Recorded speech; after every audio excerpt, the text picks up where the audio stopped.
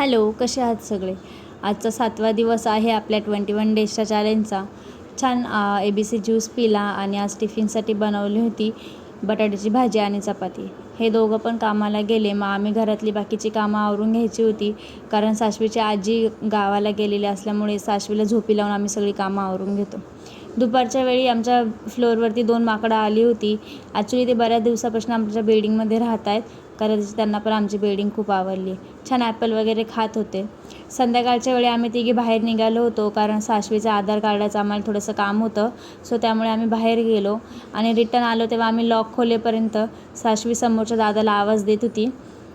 दरवाजाला त्यांना ठोकत होती, पण त्यांनी काय दरवाजा खोलला नाही, का त्याची तिच्या ठोकण्याचा आवाज त्यांना गेला नसेल.